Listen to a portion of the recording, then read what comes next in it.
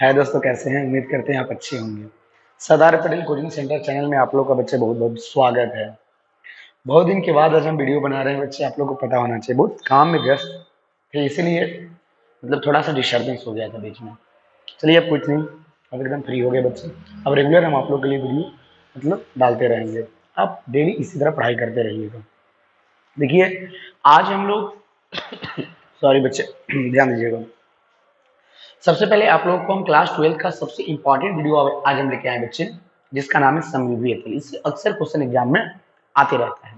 आप लोग को चाहिए कि ध्यान से मन लगा के पढ़ाई करें। अब क्या है समविभीय तल, आप लोग को थोड़ा सा ध्यान से समझने का प्रयास करना है बच्चे। इसको इंग्लिश में कहते हैं इक्विपोटेंशियल सरफेस। क्या होता है इक्विपोटेंशियल? समविभीय तल आखिर है क्या? बहुत हम लोग सिंपल तरीका से समझेंगे। जैसे मान लीजिए बच्चे, यहाँ पे आप डायग्राम को देख रहे हो बच्चे। मान लीजिए यहाँ पे कोई टेस्ट चार्ज है। मान लीजिए टेस्ट चार्ज जैसे, सॉरी, मान लीजिए कोई पॉइंट चार्ज है जैसे प्लस। पॉइंट चार्ज जैसे प्लस है बच्चे। अब आप लोग को पता होना चाहिए बच्चे, पॉइंट चार्ज तो इलेक्ट्रिक फील्ड जनरेट करता है, आप लोग को पता होना चाहिए। देखिए ये जो पॉइंट चार्ज है, देखिए यहाँ पे लिखा भी हुआ है कहीं, देखिए पॉइंट चार्ज यहाँ पे लिखा हुआ है, ये देखिए इलेक्ट्रिक फील्ड जनरेट कर रहा है। देखिए प्लस के कारण जो इलेक्ट्रिक फील्ड का जो डायरेक्शन होता है बच्चे, वो आउटवर्ड होता है। देखिए आउटवर्ड डायरेक्शन में ये जा रहा है बच्चे, ध्यान दीजिएगा। देखिए सारा आउटवर्ड डायरेक्शन में है, क्योंकि आप लोग को पहले भी पता होना चाहिए कि प्लस के कारण जो इलेक्ट्रिक फील्ड का डायरेक्शन होता है बच्चे, वो आउटवर्ड डायरेक्शन। देखिए ये जो लाइन जो दिखाया गया बच्चे, वो बच्चे इलेक्ट्रिक फील्ड लाइन से है। इलेक्ट्रिक फील्ड लाइंस आप लोग को पहले भी मैंने पढ़ाया था कि प्लस के कारण जो विद्युत क्षेत्र रेखा की जो डायरेक्शन होती है, वो आउटवर्ड डायरेक्शन में होती है। अब आप ही लोग बताइए बच्चे कि जब ये इलेक्ट्रिक फील्ड जनरेट करेगा, तो ऐसी कंडीशन में अब क्या होगा, आप लोग को ध्यान देना है। मान लीजिए कि किसी हम कोई एकांक धन आवेश को हम इन्फिनिटी से हम किसी पॉइंट तक मान लीजिए हम लेकर के आएंगे। तो मान लीजिए आवेश को हम विद्युत क्षेत्र के किसी बिंदु तक लेकर आएंगे, यहाँ लेके आए। या मान लीजिए कि यहाँ पे अनंत पर कोई आवेश क्यू था और इसको हमने यहाँ पे विद्युत क्षेत्र के किसी बिंदु तक लेके आए, तो जितना कार्य करना पड़ेगा वही किया गया कार्य तो विद्युत विभव कहलाता है। तो आप जरा समझिए बच्चे कि हम यहाँ पे इस डिस्टेंस पर लेके आए। मान लीजिए कि ये प्लस के कारण ये जो डिस्टेंस है वो आर है, ये भी डिस्टेंस बच्चे मान लीजिए कि आर है, और भी इन्फिनिटी से हम चार्ज को लेके आए यहाँ तक, और मान लीजिए कि इसका भी डिस्टेंस क्या है आर। मतलब इन्फिनिटी से हम आर डिस्टेंस मैंने प्लस से आर डिस्टेंस पर हमने सारा चार्ज को क्या किया, लाया। तो जब हम इन्फिनिटी से चार्ज को हम इस पॉइंट तक ला रहे हैं, तो ऐसी कंडीशन में हाँ सबका डिस्टेंस आर हम लोगों ने मेजर कर लिया।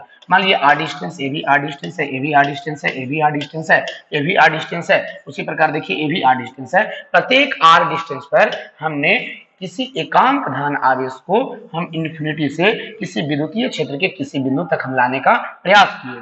तो जितना कार्य करना पड़ेगा उसी किए गए कार्य को तो बच्चे हम लोग कहेंगे विद्युत विभव। तो आप समझिए कि इस पॉइंट का या किसी भी इस सर्कल का किसी भी पॉइंट को अगर हम उठा लें, तो सारा पॉइंट जो होगा इस पॉइंट चार्ज के कारण तो आर डिस्टेंस पे होगा, क्योंकि सर्कल ये बन रहा है। और अगर हम इन्फिनिटी से किसी भी अगर यूनिट पॉजिटिव चार्ज को अगर हम इस मतलब पॉइंट पर, इस सर्कल के किसी भी पॉइंट पर अगर हम लाएंगे, तो वर्क डन सेम होगा। और जब वर्क डन सेम होगा, तो ऐसी कंडीशन में सारा ये जो सर्कल का जो जितने भी पॉइंट है, उस पॉइंट का जो इलेक्ट्रिक पोटेंशियल होगा अर्थात जो विद्युत विभव होगा बच्चे, वो एक समान होगा। विद्युत विभव एक समान होगा। अच्छा दूसरा बात हम लेके चलते हैं। मान लीजिए कि अब हम इन्फिनिटी से कोई यूनिट पॉजिटिव चार्ज को हम अब इस पॉइंट पर ला दिए, ध्यान दीजिएगा इस पॉइंट पर लाए। उसी तरह हम इन्फिनिटी से इस पॉइंट पर लाए, इस पॉइंट पर लाए, इस पॉइंट पर। तो देखिए इस पॉइंट चार्ज से सारा का डिस्टेंस क्या है, सेम है, जिसके कारण ये वाला प्लेन पर सारा बिंदु पर जो पोटेंशियल होगा बच्चे वो सेम होगा, विद्युत विभव सेम होगा। उसी प्रकार हम और भी मतलब कहने का मतलब है पॉइंट बना सकते हैं, और इन्फिनिटी से अगर हम इस पॉइंट तक लेकर आएंगे, तो ऐसी कंडीशन भी इस सारा पॉइंट का आपका पोटेंशियल सेम होगा, क्योंकि इस पॉइंट चार्ज के कारण जो डिस्टेंस है सभी जगह इक्वल है। तो सीधा सीधा बात समझ लीजिएगा, इसका समविभीय तल का डिफिनेशन क्या कहता है, थोड़ा सा समझने का प्रयास कीजिएगा। तो देखिए समविभीय तल नाम ही से पता चलता है, सम माने बराबर, विभव माने विभीय माने विभव। मतलब विद्युतीय क्षेत्र में, देखिए विद्युतीय क्षेत्र है, पॉइंट चार्ज के कारण ये इलेक्ट्रिक फील्ड जनरेट हो रहा है। तो विद्युतीय क्षेत्र में ध्यान दीजिएगा, समविभीय तल से आप क्या समझते हैं, इक्विपोटेंशियल सरफेस से आप क्या समझते हैं बच्चे, आप लोगों को समझने का प्रयास करना है। तो कहता है बच्चे कि विद्युतीय क्षेत्र में स्थित ऐसा तल, तो विद्युत क्षेत्र कैसे उत्पन्न हो रहा है, पॉइंट चार्ज आपका है, विद्युतीय क्षेत्र में स्थित ऐसा तल जिसके प्रत्येक बिंदु पर विभव का मान एक समान होता है। जैसे देखिए ये वाला आप देख रहे हो प्लेन, ये वाला प्लेन पर अगर हम बात करते हैं तो इसके सभी बिंदु पर विभव का मान एक समान होगा। या अगर हम इस पॉइंट की, अगर हम इस तल की भी बात करते हैं, ये वाला तल की भी बात करते हैं, तो इस तल पर भी विभव का मान एक समान होगा। और ये वाला तल की अगर हम बात करते हैं तो इस तल पर भी विभव का मान एक समान होगा। लेकिन ये पूरा तल पर विभव का मान एक समान होगा, न कि ये वाला तल और ये वाला तल का विभव एक समान होगा और ये वाला तल का विभव एक समान होगा। इसका अलग होगा, इसका अलग होगा, इसका अलग होगा, लेकिन ये वाला जितना तल बना रहा है इस तल पर विभव का मान एक समान होगा बच्चे। या अगर हम बात करते हैं इस तल पर, तो इस तल पर भी विभव का मान एक समान होगा, इस तल पर भी प्रत्येक बिंदु पर विभव का मान एक समान होगा। तो वही कहता है इक्विपोटेंशियल सरफेस। देखिए यहाँ पे डायग्राम में बनाया गया बच्चे, इक्विपोटेंशियल सरफेस जो है, देखिए यहाँ से इस लाइन को बता रहा है, इस लाइन को बता रहा है, इस लाइन को भी आप इक्विपोटेंशियल सरफेस आप बोल सकते हैं। तो कहता है विद्युत क्षेत्र में स्थित ऐसा तल, बिल्कुल सिंपल, विद्युत क्षेत्र क्यों, क्योंकि ये चार्ज है बच्चे, चार्ज अपने इलेक्ट्रिक फील्ड जनरेट करेगा और इलेक्ट्रिक फील्ड जनरेट करेगा तो इसमें कई सारे ऐसे तल होते हैं जिसके प्रत्येक बिंदु पर, जैसे एक ये तल है, एक ये तल है, एक ये तल है, तो विद्युतीय क्षेत्र में स्थित ऐसा तल जिसके प्रत्येक बिंदु पर विभव का मान एक समान हो, समविभीय तल कहा जाता है। हम उम्मीद करते हैं कि आप लोग को समविभीय तल का डिफिनेशन आप लोग को याद हो गया होगा। अब आप लोगों को नेक्स्ट पॉइंट आज हम लेके आए हैं बच्चे, थोड़ा ध्यान दीजिएगा। नेक्स्ट पॉइंट है समविभीय तल के विशेषता या गुण, प्रॉपर्टीज ऑफ इक्विपोटेंशियल सरफेस। क्या होता है इक्विपोटेंशियल सरफेस का प्रॉपर्टीज, ये बच्चे आज हम लोग सीखने का प्रयास करते हैं। बिल्कुल सिंपल तरीका से हम लोग सीखेंगे, आप लोग को ध्यान देना चाहिए कि हम क्या आप लोग को बताने का प्रयास करते हैं। ऐसे देखिए सब इस डायग्राम से भी पता चल रहा है, ये जो डायग्राम आप देख रहे हो इसी डायग्राम से हम लोग सारा पॉइंट को हम क्लियर करते हैं।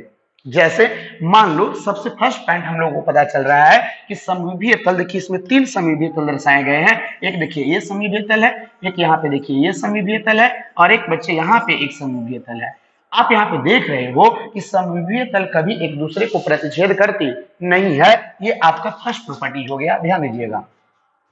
फिगर से स्पष्ट आप लोग को दिखाई दे रहा होगा बच्चे कि समविभीय तल कभी भी एक दूसरे को प्रतिच्छेद करती नहीं है। आप सीधा देख रहे हो कि यहाँ पे 3 समविभीय तल बन रहे हैं और तीनों समविभीय तल एक दूसरे को इंटरसेक्ट नहीं कर रहे हैं, प्रतिच्छेद नहीं कर रहे हैं। ये आपका समविभीय तल के पहला विशेषता या गुण हो गया।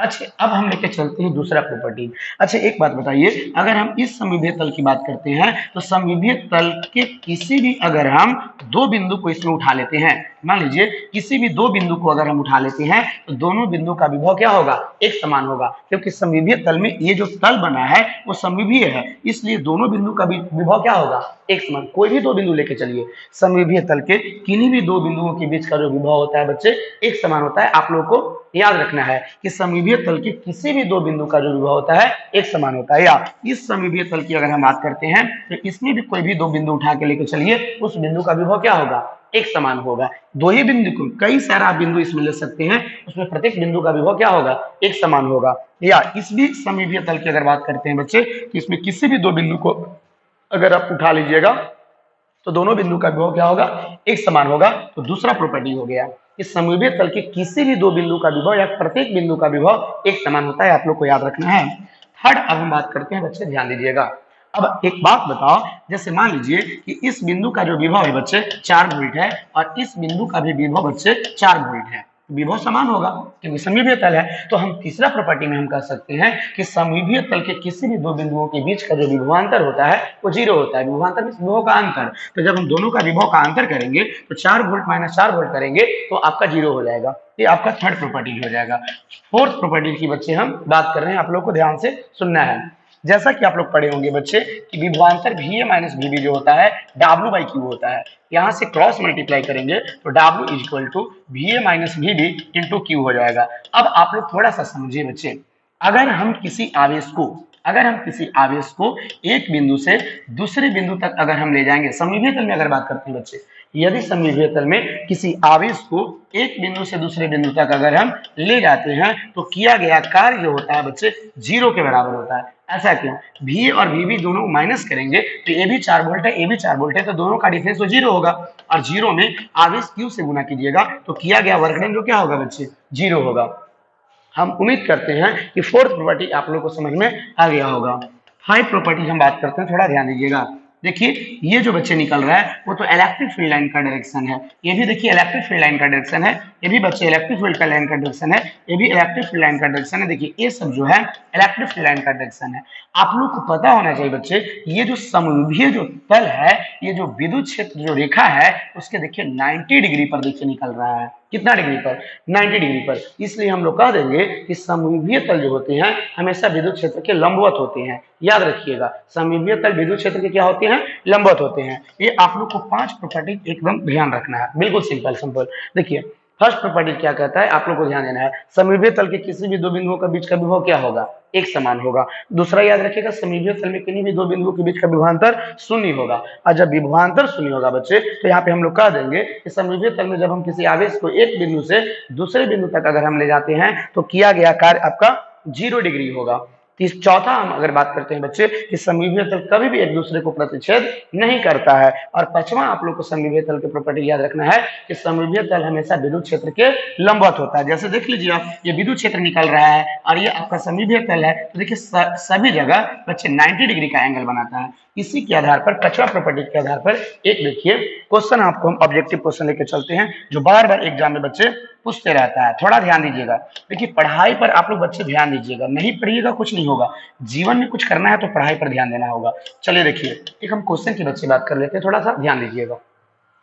कहता है कि यदि, ध्यान दीजिएगा, यदि समविभीय तल, यदि समविभीय तल समविभीय यदि समविभीय तल xy तल में हो, xy तल में हो, xy तल में हो तो विद्युत क्षेत्र की दिशा, तो विद्युत क्षेत्र की दिशा, तो विद्युत क्षेत्र की दिशा, विद्युत क्षेत्र की दिशा होगी, विद्युत क्षेत्र की दिशा होगी ऑप्शन ए एक्स एक्सिस की ओर, एक्स एक्सिस की ओर। ऑप्शन बी देखिए लिख देते हैं बच्चे, ध्यान दीजिएगा, वाई एक्सिस की ओर, वाई एक्सिस की ओर। और ऑप्शन सी बच्चे लिख देते हैं जेड एक्सिस की ओर, जेड एक्सिस की ओर। और जो बच्चे हम ऑप्शन डी लिख देते हैं वो लिख देते हैं इनमें से सभी, अर्थात ऑल, ऑल कर देते हैं। थोड़ा ध्यान दीजिएगा, यदि समविभीय तल xy तल में हो, देखिए यहाँ पे कह रहा है कि यदि समविभीय तल xy तल में हो तो सबसे पहले आप लोगों को यहाँ पे 3D आप लोग को समझ में आना चाहिए।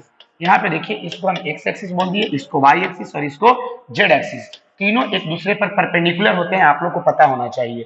देखिए कह रहा है कि यदि समविभीय तल xy तल में हो, जैसे ये समविभीय तल बता रहा है xy तल में हो, तो आप लोगों ने पढ़ा था कि समविभीय तल हमेशा विद्युत क्षेत्र के लंबवत होता है। तो देखिए जब ये xy तल में है तो इसके लंबवत तो बच्चे आपका z एक्सिस है, इसलिए विद्युत क्षेत्र का जो डायरेक्शन होगा बच्चे वो z एक्सिस होगा, जो ऑप्शन क्या होगा? सी होगा। या देखिए इसमें कभी कभी ऐसे भी क्वेश्चन देखिए बच्चे पूछ देता है, कहेगा कि यदि विद्युत क्षेत्र की दिशा, यदि विद्युत क्षेत्र की दिशा, यदि विद्युत क्षेत्र की दिशा y एक्सिस में हो, y एक्सिस में हो तो समविभीय तल, तो समविभीय तल की दिशा होगी, समविभीय तल की दिशा होगी, समविभीय तल की दिशा होगी ऑप्शन ए xy तल में, ऑप्शन बी yz तल में, ऑप्शन सी zx तल में और ऑप्शन डी कर देते हैं बच्चे यहाँ पे इनमें से कोई नहीं। अब थोड़ा ध्यान दीजिएगा, यदि विद्युत क्षेत्र की दिशा y एक्सिस में हो, देखिए यहाँ पे हम एक्सिस बना दे रहे हैं, यहाँ पे x एक्सिस, यहाँ पे y एक्सिस और यहाँ पे z एक्सिस। यदि विद्युत क्षेत्र की दिशा y एक्सिस में, देखिए ये वाला डायरेक्शन में जा रहा है, किसका दिशा? विद्युत क्षेत्र की दिशा। तो आप लोग को पता होना चाहिए विद्युत क्षेत्र समविभीय तल एक दूसरे के लंबवत होते हैं। तो जब ये y एक्सिस में जाएगा तो आपका जो समविभीय तल होगा बच्चे वो xz प्लेन में आ जाएगा, zx प्लेन कहिए चाहे xz प्लेन कहिए, जो ऑप्शन जो बच्चे क्या हो जाएगा? सी हो जाएगा। हम उम्मीद करते हैं कि आप लोग को ये बात समझ में आया होगा। नेक्स्ट बच्चे अब हम लेके चलते हैं, थोड़ा सा आप लोग ध्यान से समझने का प्रयास कीजिएगा। ये हम लोग समविभीय तल के बारे में सीख लिए। अब समवितल की विशेषता या गुण भी मेरा हो चुका है बच्चे। अब थोड़ा सा ध्यान दीजिएगा, ये हम लोग का बहुत ही इंपॉर्टेंट पॉइंट है जो आप लोग को सीखने का प्रयास करना है। थोड़ा ध्यान दीजिएगा, मन लगा के पढ़ाई कीजिए बच्चे। देखिए, दो आवेशित निकाय के कारण स्थितिज ऊर्जा का व्यंजक प्राप्त करें। देखिए, दो आवेशित निकाय, निकाय मतलब सिस्टम। अगर सिस्टम में दो चार्ज हो, यदि सिस्टम में दो चार्ज हो तो उसमें कितना पोटेंशियल एनर्जी होगा, स्थितिज ऊर्जा कितना होगा, उसका डेरिवेशन प्राप्त करना है हम लोग को। बिल्कुल सिंपल तरीका से हम लोग पढ़ाई करेंगे बच्चे, ध्यान दीजिएगा। ध्यान से हमारी केवल बातों को अगर सुनते रहिएगा तो आप अच्छे हो जाइएगा। अगर हमारे बातों को अगर अच्छे तरीके से अगर सीख जाइएगा और सोचिएगा, समझिएगा, तो आप बहुत अच्छे हो सकते हैं। ध्यान दीजिएगा। तो अब हम सबसे पहले दो आवेशित निकाय बनाते हैं। मान लीजिए कि एक चार्ज Q1 है और एक चार्ज Q2 है। दोनों का बीच का डिस्टेंस हमने मान लिया बच्चे R है। मान लीजिए कि जो आवेश Q1 है वो पॉइंट ए पर स्थित है और जो आवेश Q2 है वो पॉइंट बी पर स्थित है और दोनों आवेश के बीच की दूरी r है। तो सिंपल सी बात है, दोनों आवेश जब r डिस्टेंस पर है तो ऐसी कंडीशन में इसके बीच पोटेंशियल एनर्जी होगा, अर्थात स्थितिज ऊर्जा होगा। कैसे स्थितिज ऊर्जा होगा बच्चे? जैसे आप गुर्देल को तानते हैं तो उसमें भी स्थितिज ऊर्जा होता है, तो आप तान के रखे हुए रहते हैं, इसका मतलब उसमें स्थितिज ऊर्जा है। उसी प्रकार जब हम आवेश को रखे हुए हैं तो इसके बीच या तो आकर्षण बल कार्य कर रहा होगा या तो प्रतिकर्षण बल। तो जरूर आकर्षण बल या प्रतिकर्षण बल के कारण इसमें पोटेंशियल एनर्जी जनरेट हो रहा होगा बच्चे। तो कितना पोटेंशियल एनर्जी जनरेट हो रहा होगा उसी का हम लोग को व्यंजक प्राप्त करना है। यहां से भी आप लोग का ऑब्जेक्टिव और सब्जेक्टिव क्वेश्चन एग्जाम में पूछता है। हमारे बातों को अच्छे से सुनिएगा। अब देखिए, सबसे पहली बात, ये आवेश Q1 है और एक आवेश Q2 है। अभी मान लीजिए, अभी ध्यान से देखिए, हम समझाने के लिए क्या कर रहे हैं बच्चे, ये जो आवेश Q1 है बस हम अभी आवेश Q1 ही रख रहे हैं। और मान लीजिए कि ये आवेश जो Q1 है वो ए डिस्टेंस पर आया होगा, कहीं से जरूर आया होगा। तो आपने लाया होगा इसको कहां से बच्चे? अनंत से लाया होगा, अनंत से लाया होगा। तो देखिए, आवेश आवेश Q1 को अनंत से बिंदु पहले हम ए पर लाएंगे। तो देखिए, बिंदु ए पर लाएंगे तो इसका वर्क डन बच्चे क्या होगा? जीरो होगा। क्यों वर्क डन जीरो होगा? आप सोचिए, यहाँ पे किसी इलेक्ट्रिक फील्ड जनरेट हो रहा है, विद्युत क्षेत्र जनरेट हो रहा है? नहीं जनरेट हो रहा है। तो विद्युत क्षेत्र जनरेट नहीं हो रहा है तो जिसके कारण आसानी से क्या होगा कि पॉइंट ए पर ये पहुंच जाएगा। लेकिन बात समझिएगा कि जब आवेश Q1 अगर आ जाएगा तो ऐसी कंडीशन में अगर Q2 को आप इंफिनिटी से पॉइंट बी तक लाइएगा तो आवेश Q1 जो होगा तो इलेक्ट्रिक फील्ड जनरेट करेगा। तो इसको लाने के लिए वर्क डन करना पड़ेगा, लेकिन इसको लाने के लिए कोई वर्क डन नहीं करना पड़ेगा क्योंकि ये इलेक्ट्रिक फील्ड में नहीं लाया जा रहा है, ऐसे सिंपल लाया जा रहा है किसी पॉइंट ए पर। देखिए, जब भी विद्युत क्षेत्र में लाइएगा तभी वर्क डन करना पड़ता है। क्यों? क्योंकि या तो उसमें प्रतिकर्षण बल अगर Q1 है, अगर कहने का मतलब जो चार्ज पहले से ऑटोमेटिक रहेगा उसके किसी बिंदु पर लाइएगा ना, उसके इलेक्ट्रिक फील्ड में, अगर उसके इलेक्ट्रिक फील्ड में लाइएगा तो आपको वर्क डन करना पड़ेगा क्योंकि वो चार्ज इस चार्ज पर या तो अट्रैक्शन फोर्स लगाएगा या तो रिपल्सिव फोर्स लगाएगा। तो ऐसी कंडीशन में ही आपका मतलब वर्क डन होता है। लेकिन ये चार्ज Q1 को इन्फिनिटी से किसी पॉइंट ए पर लाए हो तो पहले से कोई वर्क डन नहीं करना पड़ा होगा। अर्थात बच्चे, आप लोगों को यहाँ पे समझ में आना चाहिए कि जब हम आवेश Q1 को इन्फिनिटी से लेकर आए हैं तो इसका वर्क डन क्या होगा? जीरो होगा।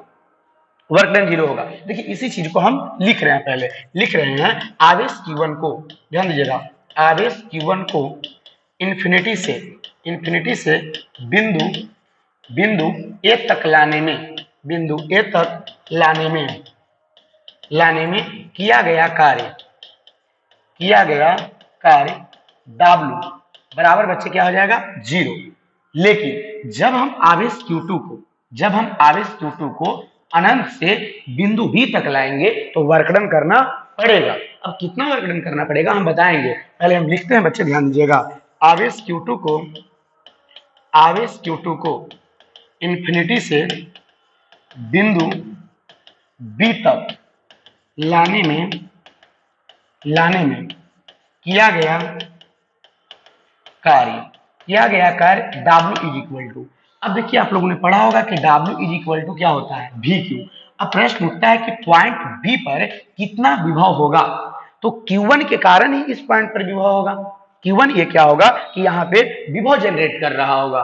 कितना विभव जनरेट कर रहा होगा? तो आप लोग को पता होना चाहिए कि पॉइंट चार्ज के कारण r डिस्टेंस पर किसी पॉइंट पर जो विभव का जो मान होता है 1/4 पाई एप्सिलॉन नॉट गुने Q। तो Q के जगह पर ये जनरेट कर रहा होगा इलेक्ट्रिक पोटेंशियल, इसलिए चार्ज Q1 होगा। कितना डिस्टेंस पर? r डिस्टेंस पर। तो Q1 भाई क्या हो जाएगा बच्चे? R हो जाएगा। और ये जो Q है, अब ये Q जो है ये आपने Q2 को लाया है पॉइंट B पर, इसलिए Q बन जाएगा आपका बच्चे Q2। ये V का मान इतना लिखाएगा इसलिए क्योंकि ये V जनरेट कर रहा होगा चार्ज Q1 और आपने चार्ज Q2 को इन्फिनिटी टू पॉइंट B पर लाए हैं, तो ऐसी कंडीशन में Q बदल जाएगा Q2 में, क्योंकि जिस चार्ज को आप लाते हो वही चार्ज होता है, इसलिए यहाँ पे Q2 होगा। यहाँ पे क्या करेंगे 1/4πε0 into Q1 into Q2 by बाई R। ये किया गया कार्य यहाँ पे W, मान लीजिए कि इसको हम मान लेते हैं W1 और इसको मान लेते हैं W2। अब हम क्या करेंगे, आप लोग को पता होना चाहिए बच्चे कि ऊर्जा एक अदिश राशि है, इसलिए इसे हम साधारण बीजगणितीय नियम के आधार पर हम इसको जोड़ सकते हैं और घटा सकते हैं। इसलिए हम लोग लिखेंगे कुल स्थितिज ऊर्जा।